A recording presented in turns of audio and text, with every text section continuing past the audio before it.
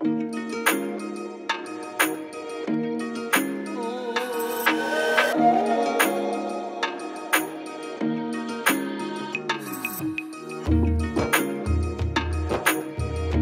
কিন্তু বারবার মানা করছি, ওই ছেলের সাথে সম্পর্ক রাখিস না, খুব বাজে ছেলে। আমি আবার কার সাথে সম্পর্ক রাখছি? আমি তো আমার এক বান্ধবীর সাথে কথা বলছিলাম। আর তুমি কোন ছেলের কথা বলছো শুনি?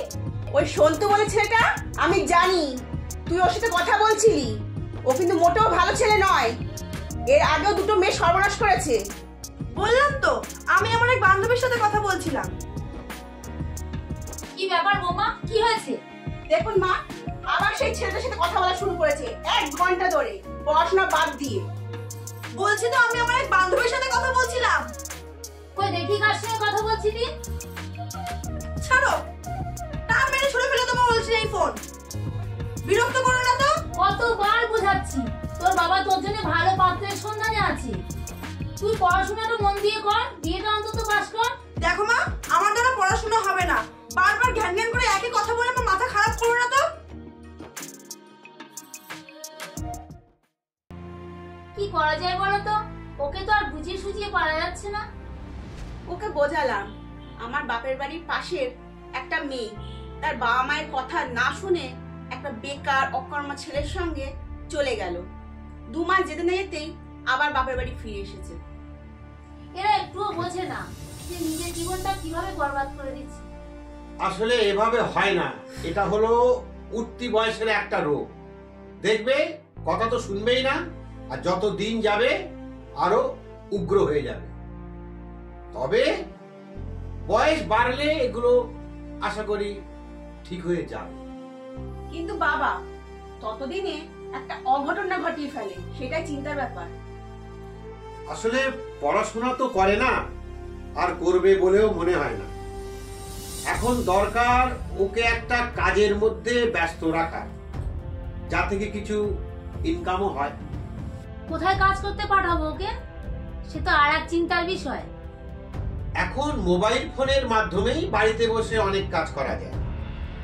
আচ্ছা, আমাকে বলতে পারো যে রিঙ্কির কোনো শখ বা কাজের নেশা আছে যেটা ও খুব মন লাগিয়ে করতে ভালোবাসে?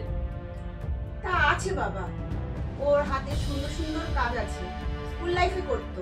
ওই দেখুন দেয়ালে টাঙানো আছে, ওই দেখুন আপনার বাদিকে আছে। আসলে এটা বললাম কেননা যে মানুষের শখ আর কাজ যখন মিলেমিশে যায় তখন কিন্তু মানুষ সেই কাজে সফল হবেই।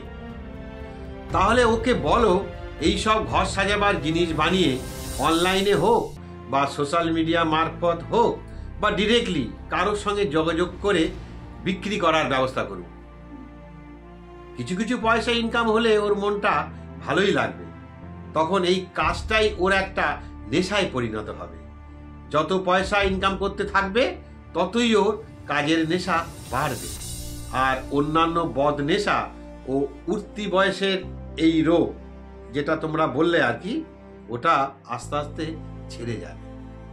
সোশ্যাল মিডিয়া মারফত এইসব জিনিস বিক্রি করার চেষ্টা করে দেখেছি বাবা, কিন্তু সত্যি বলতে কেউ নিতে চায় না, আর একটাও বিক্রি হয়নি।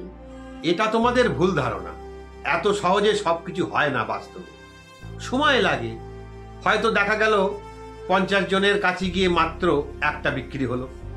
তা তুমি যদি অনলাইনে 5000 মানুষের কাছে পৌঁছাতে পারো তাহলে 100টা প্রোডাক্ট বিক্রি হয়ে যাবে। কাজের প্রতি নিষ্ঠা, ভালোবাসা, আবেগ থাকলে সেল বাড়তে বাধ্য। এভাবেই একটা ব্র্যান্ড তৈরি হয়ে যায়। তবে তার জন্য মার্কেটিং শিখতে হয় অনেক দিন ধরে। আজকাল ঘরে বসেই মোবাইল ফোনের মাধ্যমেই সব শেখা যায়। শেখার নেশা একবার ধরে গেলে মোবাইল ঘাঁটার বদভ্যাসটাও কিন্তু কমে যায়। তাছাড়া অনেক অভিজ্ঞতাও লাগে, তারপর মানুষ অনেক সময় ঠকেও যায়। ঠকতে ঠকতেও শিখতে হয়, কিন্তু বেশিরভাগ মানুষের এই ধৈর্যটাই নেই, তাই সফল হতে পারে না। যে কোনো সফল মানুষের কাহিনী শোনো, তারা কিন্তু অনেক ঠকে অনেক লোকসান সহ্য করে তবে গিয়ে আজ একটা জায়গা পেয়েছে, কারণ তারা ধৈর্য হারায়নি। রিঙ্কির গ্রাজুয়েশনটা তো কমপ্লিট করা দরকার নাকি? সে তো অবশ্যই, সেটা হলে তো ভালোই হয়। একটা ডিগ্রি অর্জন মানে সে জীবনে একটা এক্সট্রা মাইলেজ পাবে, কিন্তু সেটাই মুখ্য নয়। বইয়ের পাতার জ্ঞানের থেকে কঠিন বাস্তব জীবনের পাতায় পাতায় যে জ্ঞান, তারই মূল্য বেশি।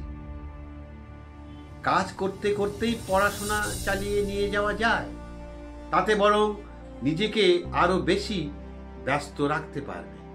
আর বৎসঙ্গ, অকারণে মোবাইল ঘাঁটাঘাঁটি এসব কম হয়ে যাবে। ঠিক আছে, মেয়ের সঙ্গে এই ব্যাপারে কথা বলবো। মার্কেটিং শিখতে থাকুক। এখন আপাতত ওর যা চেনা জানা পরিধি আছে তার মধ্যেই সেল করার চেষ্টা করুক, বেশি দরকার নেই। যেটুকু সেল হয় তাতেই ওর উৎসাহ, কাজের প্রতি নিষ্ঠা বাড়বে। আমরাও চেষ্টা করব। দেখো, আমি গ্যারান্টি দিয়ে বলছি, এই 1 মাসের মধ্যেই আমি অন্তত গোটা 10 বিক্রি করে দেবই। পারবেন না বাবা? আরে দেখো না কি করি, অবশ্যই পারবো। শোনো বৌমা, তুমি একটা কাজ করবে। তুমি রিঙ্কিকে একটু বলবে, ওর ওই যে একটা অকর্মা বয়ফ্রেন্ড আছে না, ওকে যেন বলে যে 1 মাসে অন্তত 10টা যেন সেল করে দেখায়। তবেই বুঝবো যে ঠিক আছে, যে তোমাদের মধ্যে কত ভালো সম্পর্ক, কত ভালোবাসা। বলবে কিন্তু। ঠিক আছে বাবা, তাই হবে।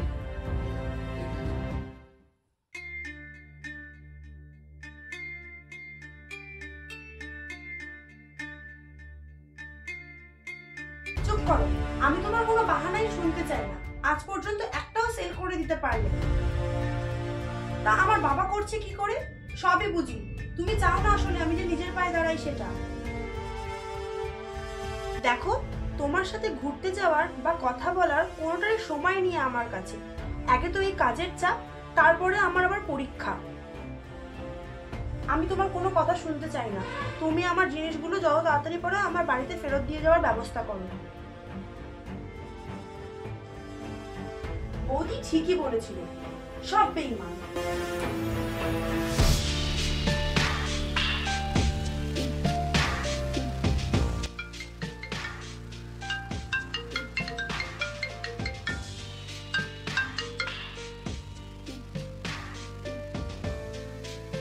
কি ব্যাপার, ফোন এসছে বুঝিস না যে? এ তো দেখছি তোমার ডিয়ার বয়ফ্রেন্ডের ফোন। দেখো বৌদি, ওর সঙ্গে আমার আর কোনো সম্পর্ক নেই। সে কি? সূর্য কোন দিক দিয়ে উঠলো গো? তাহলে তোমার সাথে সম্পর্ক নেই? বললাম তো, নেই নেই নেই।